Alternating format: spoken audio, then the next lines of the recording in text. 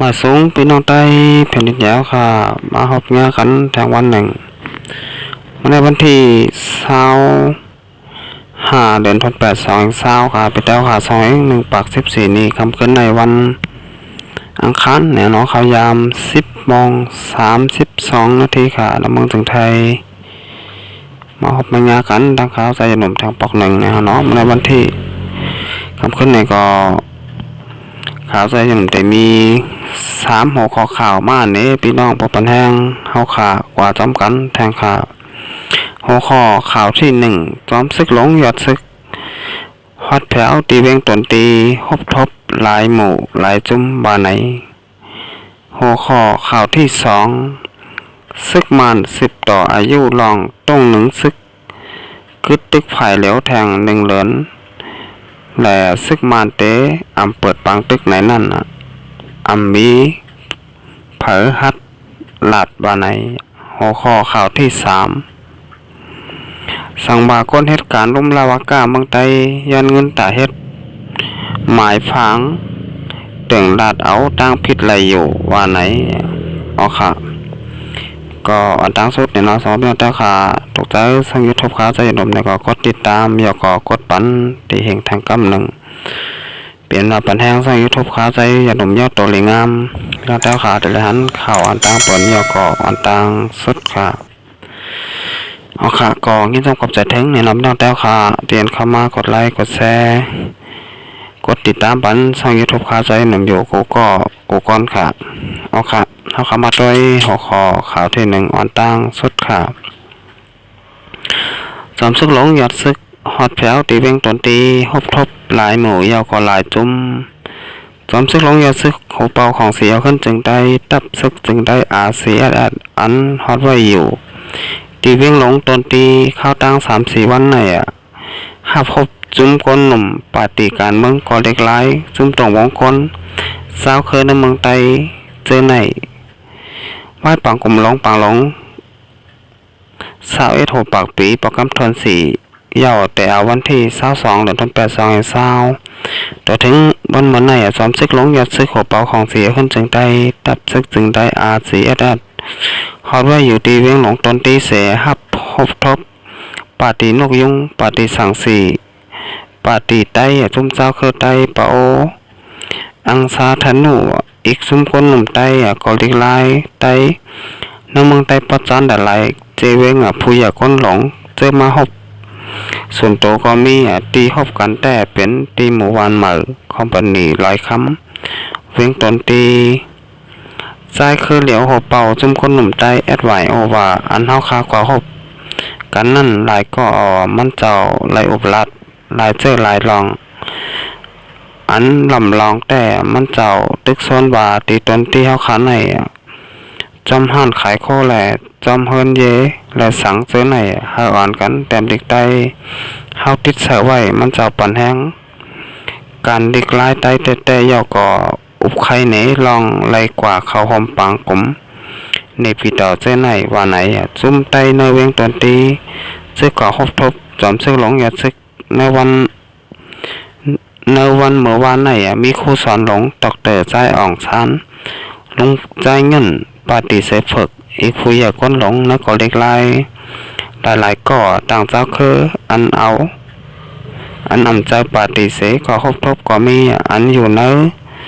จื้อซุ้มตรงวงกลเจ้าเคยเสฮบทบก็มีหลายเวงนั้นผู้กว่าฮบทบจอมซึกหลงยอดซึกก้อน1 ลาดว่าเราเฮาขาก็ฮบทบแต่ไรข้าวเหลอข้าวขาไรแจงไว้ลกนาเอาไว้ก่อนข้าวจุ่มมาฮบทบมันเจ้าก่อนนำอำใจว่าจุ่มไตเฮาขาจุ่มเดี๋ยวก้อยป้าแจ่มพี่น้องปะโอธนูอังชาเจอไหนแทงดูก่อนอันมาฮบทบตีเฮาขาไรกว่าฮบไหนกำปันนำมันเจ้าปันแห้งลองเล็กลายขาวันไหนลองนั่นยังมีข่าวว่าอยู่ที่จอมพ่องหลงเมืองใต้ดร.ลินทุดก็อยู่เนื้อซื้อปาฏิเสธกว่าฮบทบจอมซึกหลงยอดซึกส่วนโตหังก้อย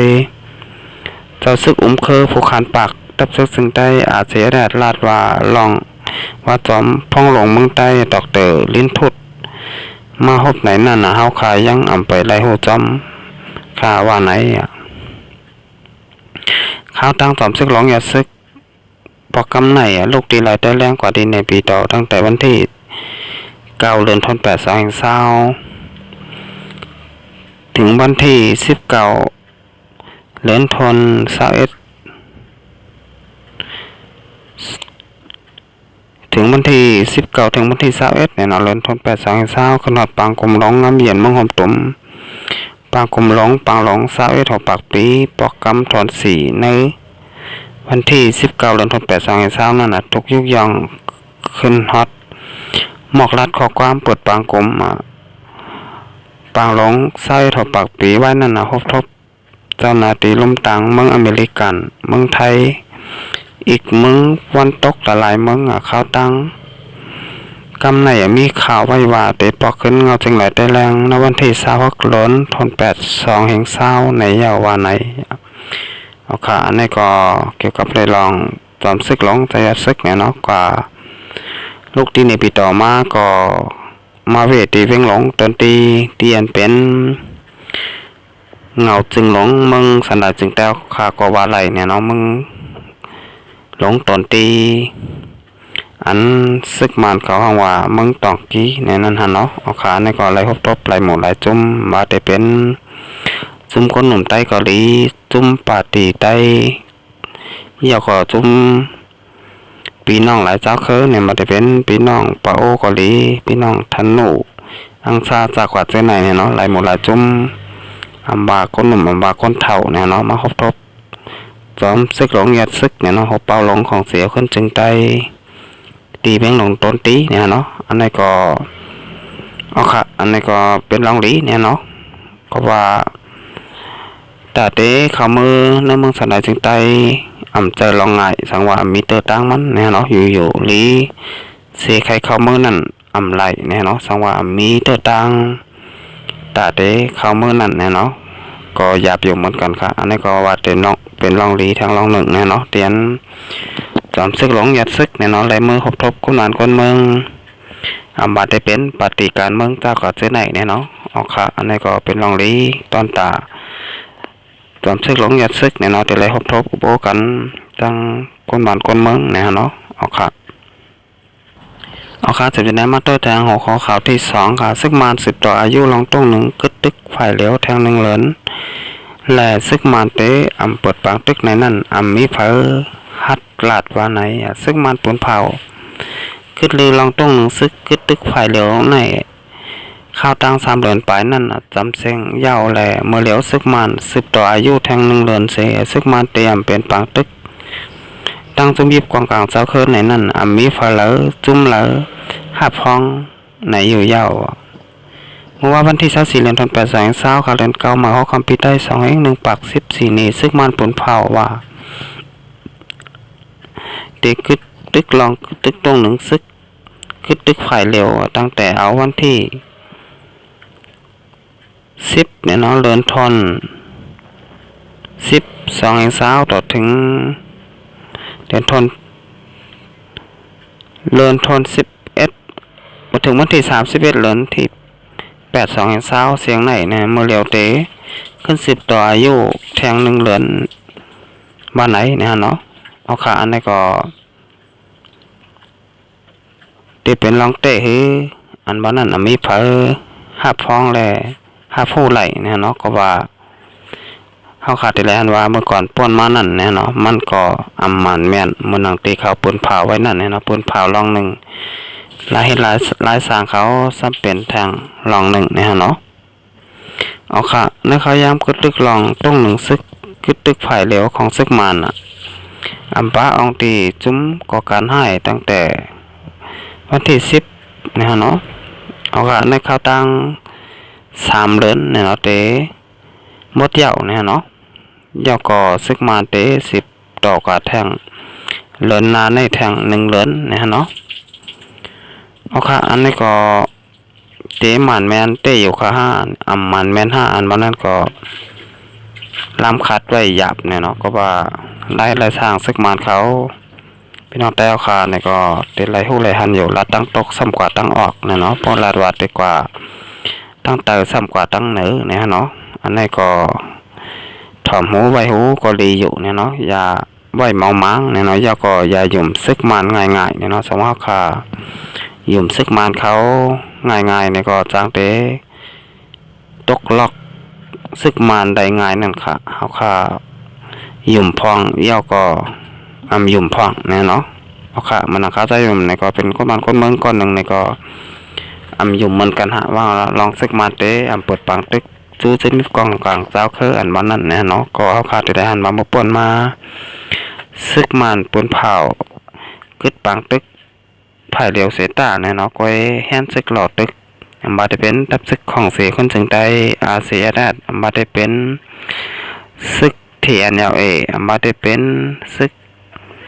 กูเจ้าคือเนี่ยเนาะที่อยู่ในเมืองโฮมตุ้มไหนเนี่ยเนาะซึกมันเขาเนี่ยก็ปื้นยื้ออยู่เคยเยอะๆเนี่ยเนาะปังตึกก็ยังไปเย็นลงไหลเนี่ยเนาะเอาค่ะอันนี้ก็มีเผยห้าพ้องไรว่าซึกมันเตะขึ้นปังตึกกว่าไรเตะห้านั้นกึดปังตึกภายเหลียวไหนเนี่ยเป็นร่องหลอกแหลนก้อยเนี่ยก็จางเป็นไรค่ะเอาค่ะจะเป็นน้ำมันได้ขอข่าวที่3ค่ะสังวาคนเหตุการณ์ล้มลาวากาเมืองใต้ย้อนเงินตายเฮ็ดหมายฟังในจึงตึงลาดเอาตั้งพิษไรอยู่ว่าไหนสังวาคนเมืองใต้ทบเงียคนเหตุการณ์ลุมยันเงินพองยามกว่าเฮ็ดหมายพังมัดปองติ่นตีลุ่มลาวากานั้นลุ่มไผ่กดทัดคนเขาออกเมืองอันมีน้ำเมืองใต้กูเจเวงป้อนในจึงเก็บเอาข้อมูลศักดิ์สิทธิ์หลักฐานลีเสกว่าตึงลาดเอาตั้งพิษไรอยู่ในเย้า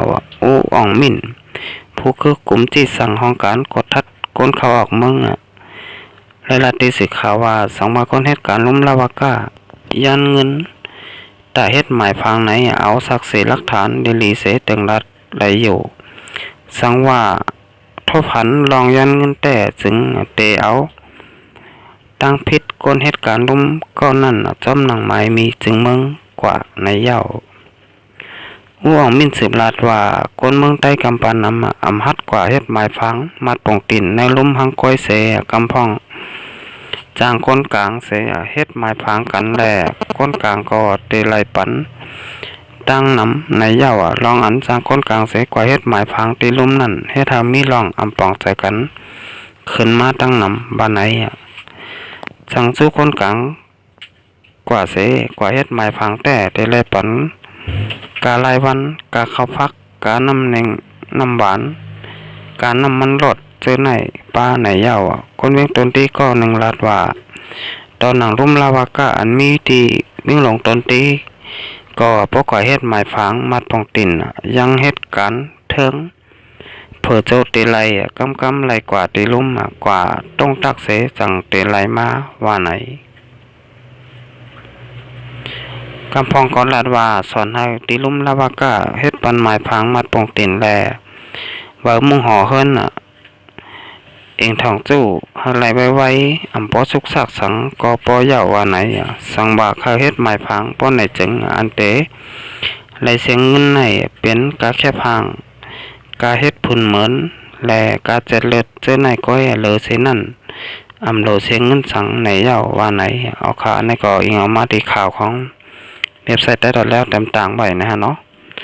เอาค่ะอันนี้ก็เพียงแต่ค่ะในก็เตะห้าพวกกันอยู่เนาะมาหลายๆเจเว้งในก็เมื่อก่อนป้อนมาหันต่อถึงย่ำเดียวเนาะแต่แต่ไรเฮ็ดหมายพังนั่นก็มัดผ่องติ่นเนาะของพี่น้องเจ้าคือเมืองสนายจึงแต่ค่ะนั่นสังว่ามีเงินในก็เตะไรทบตั้งอยากเปิดไว้ค่ะ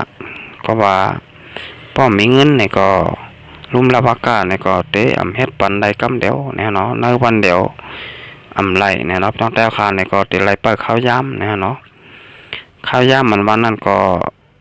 ล้ำคันไรค่ะอาจจะเป็น1 เดือน2 เดือน3 เดือน1 ปีก็จางเปลี่ยนไรสังว่าค่ะมีเงินปันเขาเนาะสังว่าค่ะมีเงินปันเฮา20,000 30,000 40,000 50,000จากกว่าเส้นไหนก็ไหลในวันนั้นกำเหลวเนาะเป็นไม้จังไหนค่ะข้าวใจอย่างไหนก็ยามทบยามหอบ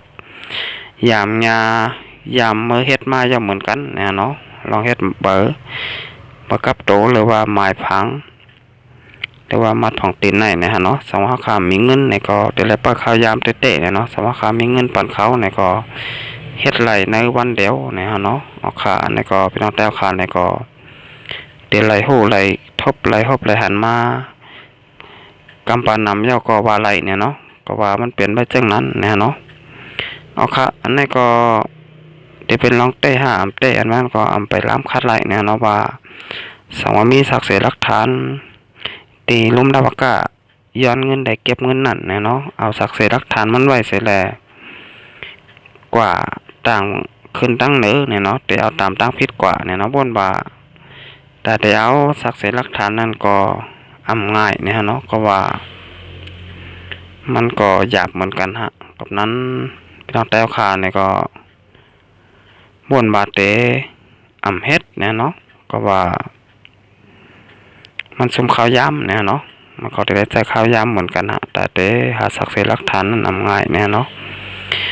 เอาค่ะด้านหน้าครับคนไหนครับใจหนุ่มไหนก็เตย้อนขึ้นรื้อไว้ก่อนเนี่ยเนาะต้องการมาหบมายากันแทงวันนะครับขอพี่น้องแต้วครับ